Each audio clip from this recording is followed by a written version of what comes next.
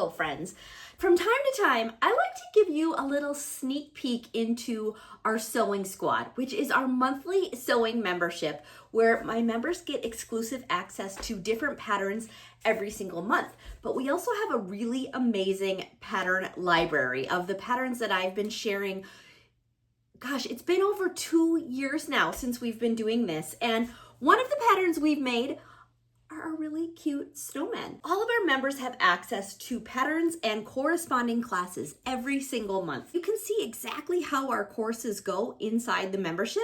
You can ask questions anytime and get clarification. The classes are live, but you don't have to watch them live. You can if you want to, but otherwise they're recorded and there for you to watch whenever it works best for you. Join me today and tomorrow and the next day, and I'm gonna show you how to make these darling snowmen. We're gonna go step by step, make wonderful gifts. They make wonderful decor. So let's get started for day one. Okay, let's talk about the nose. This is just a piece of felt that I'm gonna use, and I'm gonna fold it in half. And I'm gonna sew from one corner to the other. So on the diagonal. Start wide, bring it narrow. So back stitch here for sure. And you're not gonna see this orange thread. I'm basically sewing right off the, so I'm gonna trim off the excess. You wanna leave about 1/4 of an inch here. And I'm gonna grab a little turning tool of some kind. Now you can make these shorter, smaller. What I like to do is make it a little bit bigger than what I think I'm gonna need. You just poke that in there. And then poke the stuff down. I mean, these are small, you guys. They're not really big noses. Just work the felt down. Some of that felt in the point is gonna it's not gonna pop all the way out. It's not gonna be as long as you made it. So that's why I tend to make them bigger than what I think I want it to be.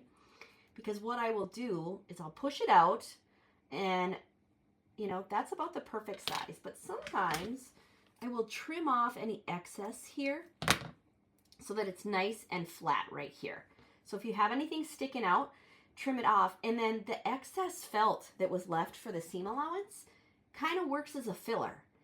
Now, you don't need to put anything in there. You don't need to stuff that because when we glue it on, I'm going to put a little bit of glue inside there and then we're going to glue it on. I've got my hot glue gun turned on and ready to go. We're going to make our snowman body. So we've got our main piece here. We're going to attach the circle. So we're going to start at this end and you're going to come in about 1/4 of an inch from the edge. Use 1/4 of an inch seam allowance and you're just going to go along this circle and then lift up your presser foot and just move the circle a little bit.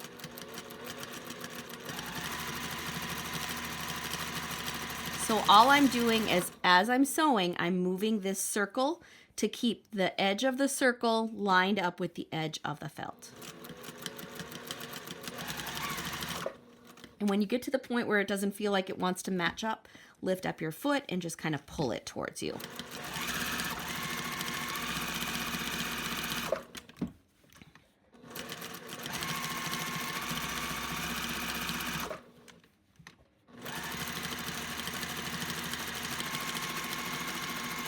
And then you're going to get to where you started, and that should leave 1/4 of an inch on this side as well. So now you're going to sew this up the back of the snowman. So you're going to sew the back seam. So just kind of fold that circle back and out of your way. Start where your stitches ended. So your stitches kind of intersect there and there's no holes.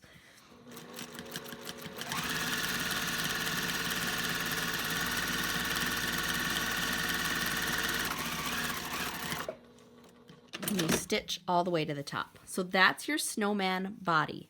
So you can see you've got the circle around the bottom. And don't worry if that's not perfectly round. I mean, mine looks pretty good actually.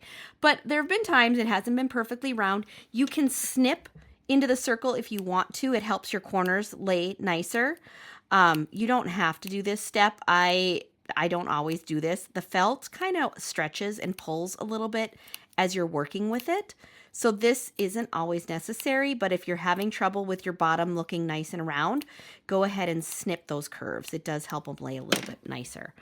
So now we're going to turn this right side out, and we've just got this cylinder, which is your body.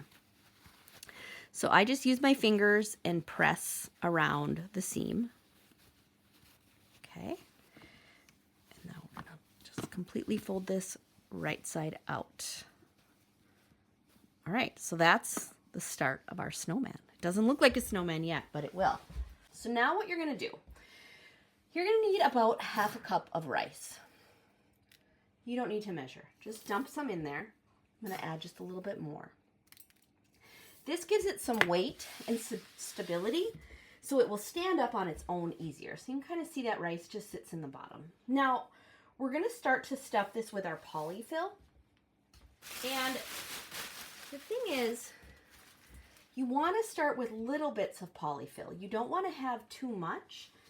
And what I do with this first batch is I push it down all the way around the center, the bottom. So then I just kind of push this in. You don't want this to be too firm, but you also don't want it to be flimsy.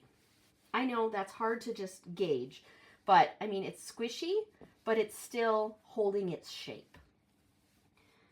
Okay, so we got, all right, so that looks pretty good there. So next, we're gonna stitch around the top of the snowman. I like this better than just standard thread.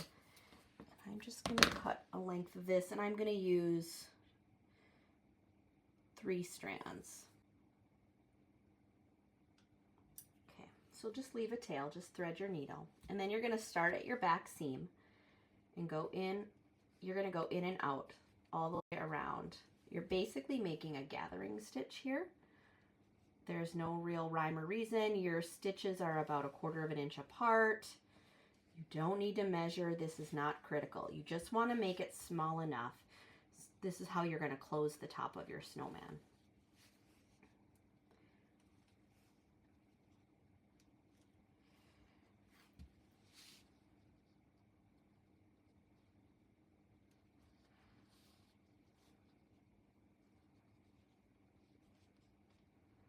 Okay, so you want to end with both pieces of your string on the outside, okay? So you can let that be, and make sure you have enough that, you know, you have enough to play around with. So we're gonna add, we're not stuffing this all the way to the top. I've got probably, what, 2 inches there between where the stuffing is ending and the top of the snowman. You can always add more. So what we're going to do next is cut your twine. I always go longer than what I need. And I lay this down with the back seam along the back. Make sure not to get your gathering threads in the way right now. You're going to go about halfway up the body. You have your thread on the back. Bring it around to the front and crisscross it. Just like that. Pull it tight as if you're tying a knot. Bring it back around to the back, keeping your threads out of the way. You don't want to tie them in your knot. Tie it in a knot on the back side. Doing it this way keeps it from coming undone. Don't tie it too tight, because this is the middle of your snowman. Okay? No, it's actually the head. You're doing the bottom and the head. You can make it 3 balls if you made it taller. We're just doing 2. So this is his neck. So the scarf is going to cover that string up. So that's about how tight I pulled it. You can play around with that. Now this is where you want to add a little bit more polyfill. We're not quite to the top yet. And you're going to pull your gathering stitches. Okay, this is going to form the head.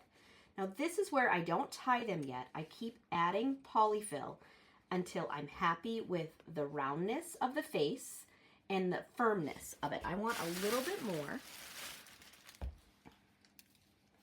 And I just do a little bit at a time, and I'm pushing this into the front to make sure he has a nice round face. And then as I pull the strings, I can kind of like just keep pushing it in with my finger and feeling around. Do I need a little bit more? I'm going to put a little bit more in the back. So this is really just a ballpark guesstimate here. So then once you're happy with the firmness and the roundness of the face, you can tie this shut. It's not going to stay shut, okay? Tie it the best that you can. It's going to want to open back up on you because it's really hard to hold it shut. I'm doing the best I can applying pressure with my fingers.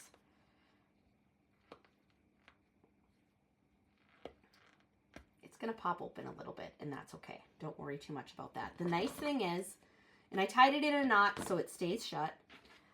If you need to still add more into that top hole, you can. So sometimes what I'll do is I'll add some more polyfill in there really gently because you don't want to pop out any of your stitches. And that's why I like to use a stronger thread. If you use like sewing machine thread, they tend to pop easier because the thread isn't as strong and it wants to just break. But I'm just tucking it underneath and rounding out this upper part. This is all going to be covered up by the hat. Okay, biggest thing is keeping your seam in the back. Our knot from the neck is in the back. Everything is in the back. Okay. Day one, I hope you are enjoying this sneak peek into our sewing membership. Now, all the details for joining the Sewing Squad are in the description.